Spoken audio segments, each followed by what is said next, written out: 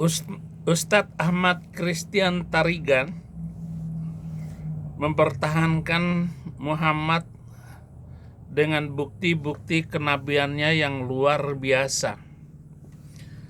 Dan kalau ada orang Kristen yang mampu menjawab ataupun memberikan jawaban bahwa tidak ada nabi dari Arab, maka itu adalah ngeles akal-akalan, jawaban yang nggak pantas.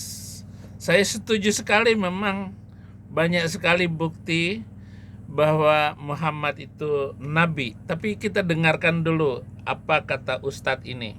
Nabi Muhammad Sallallahu Alaihi Wasallam utusan Allah. Saya akan sampaikan jawaban yang tidak akan bisa dibantah Kristen kecuali mereka ngeles. Tahu arti ngeles, Bapak Ibu? Mengelak dari kebenaran. Semoga jawaban saya ini sampai kepada orang-orang Kristen, karena ini direkam dan nanti dipost di TikTok dan YouTube kami. Semoga mereka... Sudah sampai jawaban saya belum? Ya, saya sudah memegang video kamu dan nanti saya akan membuktikan bahwa memang Muhammad itu nabi. mendapatkan hidayah. Baik, saya jawab. Nabi Muhammad Sallallahu Alaihi Wasallam itu dikenal jujur sejak muda, diberi gelar Al-Amin bahkan oleh musuhnya. Nabi Sallallahu Alaihi Wasallam tidak pernah berpendidikan formal, tetapi Nabi Sallallahu Alaihi Wasallam mampu menyampaikan kitab dengan struktur bahasa dan isi paling tinggi dalam sejarah Arab bahkan dunia. Itu membuktikan. Oh iya, memang Nabi Muhammad Shallallahu Alaihi Wasallam sebagai tanda kenabiannya, dia juga di samping tidak memiliki pendidikan tinggi, maksudnya memang nggak ada pendidikan. Bahkan beliau adalah seorang yang buta huruf tanpa pendidikan. Itu yang benar, Ustadz Tarigan. Kemudian juga beliau sebagai nabi, saya kagum sekali karena dia mengawini Aisyah dalam umur 6 tahun. Kemudian ditiduri sebagai suami istri itu umur 9 tahun. Dan juga dia mengawini menantunya yang bernama Zainab binti Jahsy. Kemarin saya sampaikan itu di Komal. Saya diskusi dengan Unirifa. Dan katanya Unirifa bilang bahwa mana buku di mana, catatan apa yang mengatakan bahwa Muhammad itu meminta kepada Zaid untuk menceraikan istrinya. Padahal ayat yang benar adalah tahan istrimu. Ya, tentu saja saya punya banyak catatan karena saya hidup di sana selama 40 tahun. Dan saya dikenal orang yang rajin belajar dan tekun di dalam membahas poin-poin. Jadi itu memang benar bahwa beliau Shallallahu Alaihi Wasallam itu adalah utusan Allah. Oke, lanjut. Al-Quran bukan buatan Nabi Muhammad Sallallahu Alaihi Wasallam, tapi berasal dari wahyu Allah, Tuhan yang Maha Benar. Dalam 23 tahun, Nabi Sallallahu Alaihi Wasallam mengubah bangsa terpecah menjadi masyarakat beradab juga beriman. Dan itu Nabi Sallallahu Alaihi Wasallam lakukan tanpa kekuatan politik besar. Diawali dari rakyat biasa, menjadi pemimpin umat dan pemimpin agama. Mustahil bisa tercapai kecuali atas pertolongan Allah yang Maha Kuasa, Bapak Ibu. Nubuat-nubuat Nabi Sallallahu Alaihi Wasallam terbukti secara historis. Kedatangannya telah disampaikan oleh kitab terdahulu sebelum Al-Quran. Bible Ulangan 18 ayat 18. Seorang nabi akan kubangkitkan bagi mereka dari antara saudara-saudara mereka. Seperti engkau ini, aku akan menaruh firmanku dalam mulutnya. Dan ia akan mengatakan. Iya, Ulangan 18 ayat 18 bukan ditujukan kepada Mr. M karena Anda harus membaca ayat lanjutnya. Orang yang berani mengatakan bahwa itu adalah firman Allah, maka dia pasti ngek. Nah, itu di ayat 20, 21 bahwa dengan beraninya dia, maka dia harus ngek innalillahi wa inna ilaihi raji'un, dan diberikanlah sianida oleh seorang wanita Yahudi yang kecewa karena suaminya habis, kemudian 2 anaknya juga dibabat habis oleh Kanjeng Rasulullah Sallallahu Alaihi Wasallam. Ya, tapi bukan untuk Nabi. Ya, saya tetap akui Muhammad sebagai Nabi yang luar biasa dan berani, bahkan dia juga tidak segan-segan melanggar undang-undangnya sendiri. Salah satunya adalah tanda beliau melakukan dan melanggar perintah dari Allah Subhanahu wa Ta'ala. Misalnya ada wanita-wanita yang menyerahkan dirinya, bahkan bibinya sendiri itu ditiduri oleh beliau di surat ke-33 ayat 50. Dan itu khusus untuk Nabi. Itu bukti jelas sekali bahwa beliau luar biasa di dalam hal ini.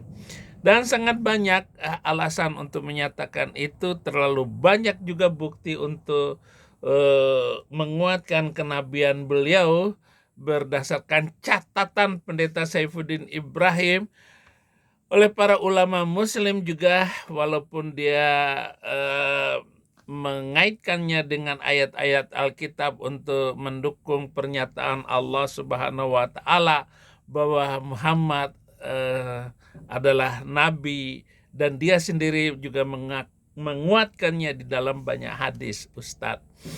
Jadi Ulangan 18 ayat 18 itu sudah saya pukulkan ke mulut Somad sehingga Somad mabok kepayan, dan ternyata hadis ayat-ayat itu juga dibawa oleh Ahmad Christian Tarigan. Luar biasa ini orang Batak. Nah, bukti selanjutnya saya mau tambahkan kepada Anda bahwa di surat 61 ayat 6, wa idz qala Isa bin Maryam ya bani Israil inni rasulullah ilaikum musaddiqan lima baina yadayya minat Taurat wa mubasysyiran bi rasuli ya'ti min ba'di ismuhu Ahmad falamma ja'ahum bil bayyinati qalu hadza sihrun mubin. Dan ingatlah ketika Isa putra Maryam berkata, "Hei Bani Israel, aku ini adalah utusan Allah kepada kamu semua, dan aku membenarkan apa yang ada di tanganmu, dan aku juga mengabarkan kabar gembira akan datangnya setelah aku Nabi, namanya Mr. M. Ahmad. Dan apabila Nabi itu membawa kebenaran, semua orang mengatakan ini sihir yang nyata." Ya, memang sihir sih, memang ada sihir di situ. Itu surat ke-66 ayat 61 ayat 6. Nah, ayat ini menjadi alasan utama ulama Muslim dari zaman ke zaman untuk mengatakan bahwa ada nubuatan Nabi Muhammad di dalam Alkitab. Hore, hebat. Memang Ustadz, kamu harus akui sepenuhnya, saya sekarang tidak mau menghujat Nabi. Saya mendukung Nabi Muhammad sebagai Nabi bukan Nabi terakhir. Kan saya termasuk Nabi YouTube. Beliau ini, maksudnya tunjukin diri sendiri. Beliau ini adalah orang yang sangat berjasa untuk menjelaskan kenabian Nabi Muhammad SAW di dalam Alkitab. Ya, tadi. Kemudian selanjutnya bahwa orang Yahudi dan Kristen mengenal Muhammad itu seperti mengenal anaknya sendiri. Maka di dalam Al-Quran, ya'rifunahu kama ya'rifuna abana'ahum. Orang-orang yang telah kami beri Alkitab. Mana itu Alkitab? Alkitab saya itu bahasa Arab. Mengenal anaknya sendiri, karena di dalam Alkitab ini ada nama Nabi Muhammad di dalamnya. Nah, berdebatlah saya dengan Moko Ginta Muko Ginta sampai meninggal pun nggak ketemu nama Muhammad di sini, gitu. Nah, saya masih mencari terus sampai di mana, padahal saya bolak-balik. Ada orang Islam yang masuk Kristen, Muhammad Sahrullah. Ada. Ini Abi di buku saya itu namanya Ahmad, kata Muhammad ini di sini namanya. Oke, bagus juga. Kamu lawak-lawak juga dengan saya ini. Dan sesungguhnya sebagian mereka pasti menyembunyikan kebenaran padahal mereka mengetahuinya. Jadi dia menganggap bahwa orang Yahudi dan orang Kristen mengetahui ada nama Nabi Muhammad di dalamnya. Saya tetap tidak mau kalah dengan saudara Tarigan ini untuk menunjuk bahwa Al-Quran sangat membuktikan kenabian Muhammad. Alladzina atainahumul kitab ya'rifunahu kama ya'rifuna abna'ahum. Ayat ini juga di dalam surat Al-An'am ayat 20. Ini cari juga, mirip sama bunyinya. Kemudian surat ke-7 ayat 157, bahwa Nabi itu buta huruf, dan juga disebut di dalam Alkitab itu, misalnya Yesaya 29 ayat 13, buta huruf. Seorang yang buta huruf katanya. Ya Muhammad doang dong yang seorang buta huruf itu. Setuju juga, tetapi saya mau mengatakan bahwa satu-satunya nabi yang buta huruf adalah Muhammad. Saya ulangi lagi, satu-satunya nabi yang buta huruf itu adalah Muhammad. Saya belum tahu apakah Adam itu pernah belajar huruf enggak. Adam. Ada yang tahu Adam dia buta huruf atau enggak? Ya, itu ada lagi ayat orang-orang yang mengikuti Rasul Nabi yang ummi, tidak bisa baca tulis, yang namanya mereka dapati dan tertulis dalam Taurat dan Injil yang ada pada mereka, yang menyuruh mereka berbuat yang baik dan mencegah berbuat mungkar dan menghalalkan segala yang baik bagi kami dan mengharam segala yang buruk bagi mereka dan membebaskan beban-beban dan belenggu-belenggu yang ada pada mereka. Dan adapun orang-orang yang beriman kepadanya, memuliakannya, menolongnya, dan mengikuti cahaya terang yang diturunkan kepadanya, Al-Quran. Mereka itulah orang-orang yang beruntung. Jadi Ustadz Ahmad Tarigan Christian, salah satu dari tanda kenabian yang harus saya katakan jujur bahwa di dalam Quran itu ada 300 ayat yang harus dihapuskan sebagai tanda kenabian Rasulullah Shallallahu Alaihi Wasallam itu, dan cocok untuk manusia dunia kapan ya udah lama, sekarang nggak boleh lagi. Ini adalah tanda bahwa beliau adalah seorang nabi. Quran surah ke-26 ayat 196, 197 bahwa Al-Quran itu sudah diceritakan dalam Taurat dan Injil.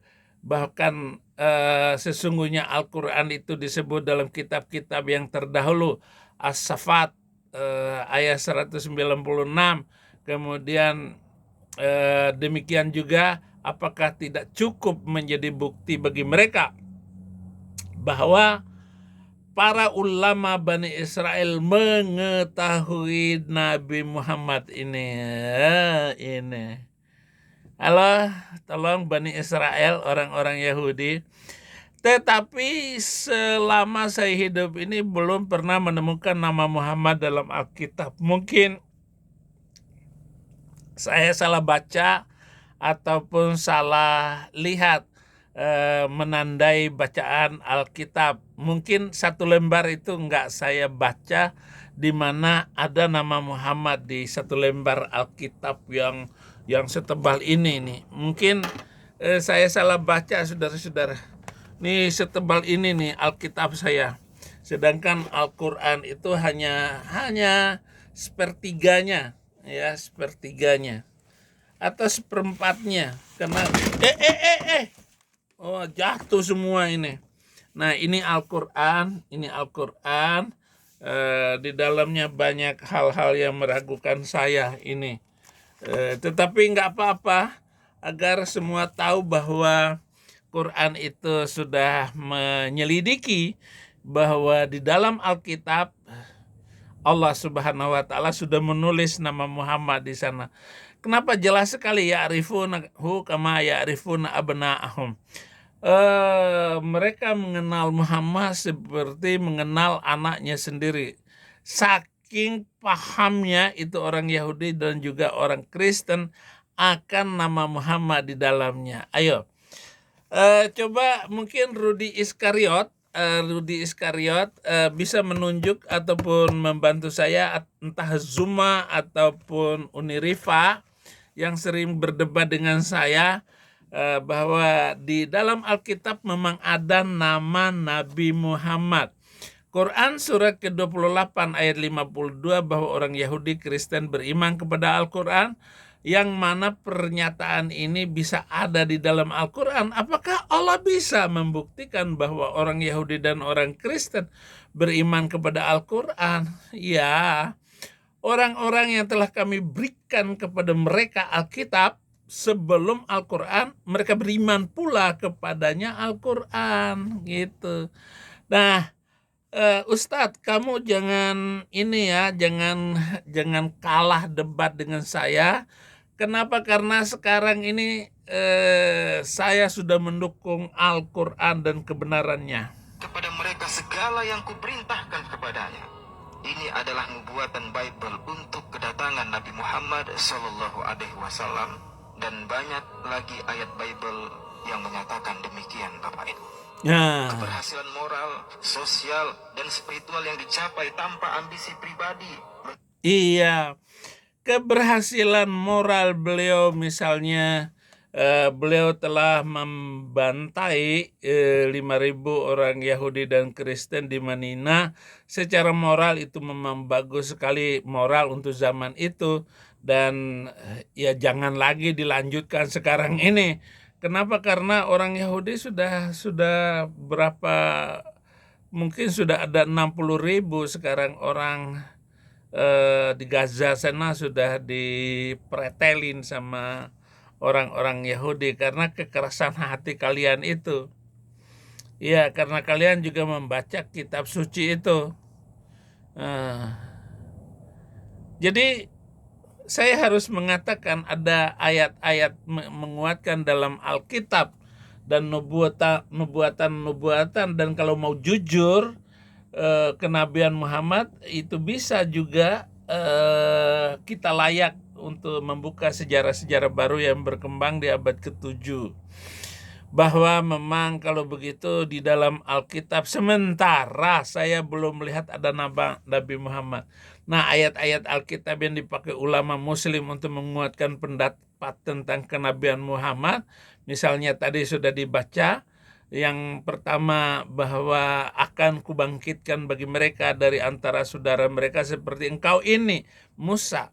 Aku akan menaruh firmanku dalam mulutnya, dan ia akan mengatakan kepada mereka segala yang kuperintahkan kepadanya. Ayat ini sangat terkenal sekali, saudara, sebagai ayat. Kenapa? Karena ada seorang ustadz namanya Ahmad Deedat.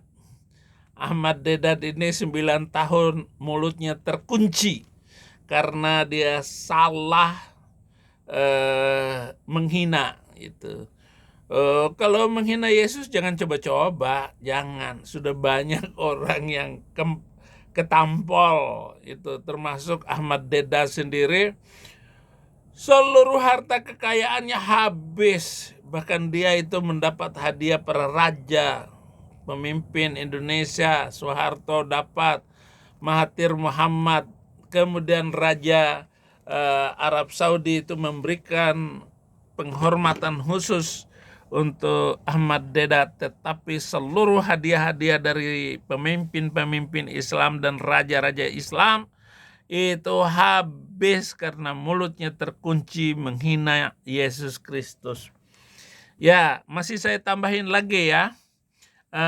Ini adalah bahan serius sekali sepanjang zaman yang melekat literatur mereka sebagai kedatangan Muhammad Sallallahu Alaihi Wasallam.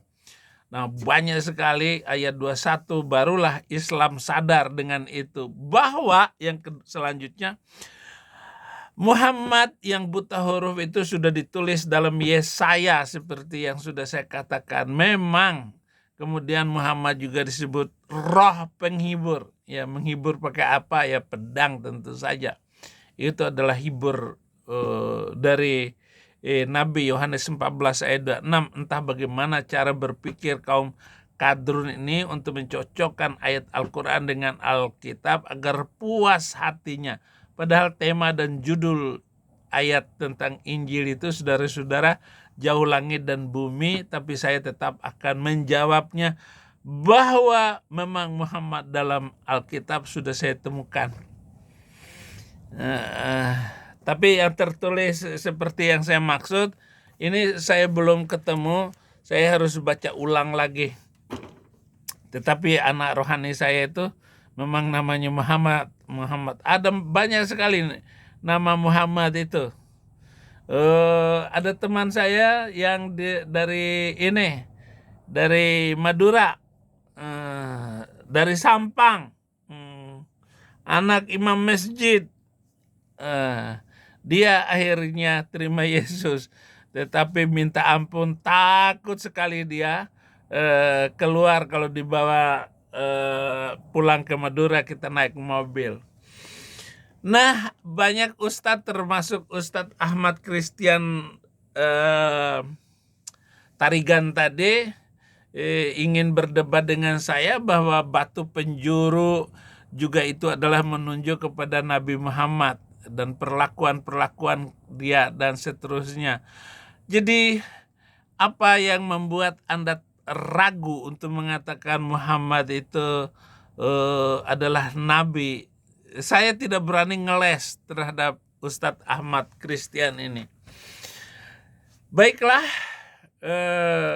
untuk mengangkat bahwa Muhammad itu tetap nabi, maka saya tampilkan sebuah ayat di dalam Alkitab Mazmur 147 ayat 19 dan 20 bahwa firman Tuhan hanya dipercayakan kepada Bani Israel, bukan kepada bangsa manapun. Ia memberitakan firman-Nya kepada Yakub, ketetapan-ketetapannya dan hukum-hukumnya kepada Israel. Ia tidak berbuat demikian kepada segala bangsa, dan hukum-hukumnya tidak mereka kenal. Haleluya. Jadi saudara Tarigan, sepertinya bunyi redaksi ini bertentangan dengan keinginan Anda untuk mengatakan bahwa Muhammad itu adalah nabi. Bagaimana sih? Kayaknya nggak fair ini Mazmur 147 bahwa firman Tuhan hanya dipercayakan kepada Bani Israel. Ya, tapi apa boleh buat? Mungkin ayat ini nanti berubah berdasarkan waktu-waktu yang akan datang. Ada yang mengubah ayat ini, boleh juga. Kejadian 17 ayat 19, perjanjian kekal itu hanya diikat dengan keturunan Ishak, bukan lewat keturunan Ismail. Demikian, tetapi Allah berfirman, tidak, melainkan istrimu Sarah lah yang akan melahirkan anak laki-laki bagimu, dan engkau akan menamai dia Ishak. Dan aku akan mengadakan perjanjianku dengan dia menjadi perjanjian yang kekal untuk keturunannya. Perjanjian kekal itu hanya diikat lewat turunan Ishak menurut ayat ini, bukan kepada turunan Ismail, sebab memang Ismail disebutkan dalam Alkitab, tetapi tidak mengatakan bahwa Ismail itu keturunan dan kenabian. Haleluya, saudara-saudara. Hebat juga saya ini harus berdiri di dua perahu gitu. Satu perahu yang sebelah kanan itu perahu Kristen, sebelah kiri itu perahu Islam. Ya, karena ya masih ada lah sisa-sisa Islam saya untuk menguasai, karena hafalan Quran kan cuma sepertiga dari atau seperempat dari Quran, dari Alkitab. Makanya setelah saya mendalami Alkitab dengan leluasa dan dengan merdeka, akhirnya saya menyimpulkan bahwa memang ada Nabi Muhammad di dalam Alkitab, yaitu Perjanjian Lama dan Perjanjian Baru.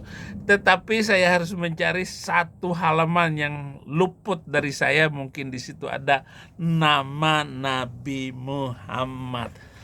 Yang ketiga, Yesaya, bahwa ini bukti bahwa Muhammad itu Nabi. Yesaya 2 ayat 2-3, bahwa firman Tuhan itu selalu berpusat di Yerusalem, bukan di tanah Arab atau di gurun. Akan tetapi pada hari-hari yang terakhir, gunung tempat rumah Tuhan akan berdiri tegak di hulu gunung-gunung dan menjulang tinggi di atas bukit-bukit. Segala bangsa akan berduyun-duyun ke sana dan banyak suku bangsa akan pergi serta berkata, mari kita naik ke gunung Tuhan, ke rumah Allah Yakub, supaya ia mengajar kita tentang jalan-jalannya dan supaya kita berjalan menempuhnya. Sebab dari Sion akan keluar pengajaran dan firman Tuhan dari Yerusalem. Jadi firman Tuhan selalu berpusat di Yerusalem, bukan di Mekah jadinya begitu ya. Ini ayat ini demikian. Tetapi saya sih sebenarnya mau plesetin ayat-ayat Alkitab ini, tetapi dosanya itu lebih besar dari apapun. Kenapa? Karena memplesetkan Alkitab. Kalau Al-Quran saya kira nggak dosa deh, bahwa kita menggunakan Al-Quran itu untuk main-main, nggak boleh. Kalau main-mainnya itu ya di lapangan saja. Roma 3 ayat 1 dan 2. Firman Tuhan hanya dipercayakan kepada Yahudi, bukan kepada Arab atau Rusia atau Libya. Jika demikian, apakah kelebihan orang Yahudi dan apa gunanya sunat? Banyak sekali dan dalam segala hal. Pertama-tama sebab kepada mereka dipercayakan firman Allah. Jadi Ustadz ya, hati-hati ya di dalam ngomong.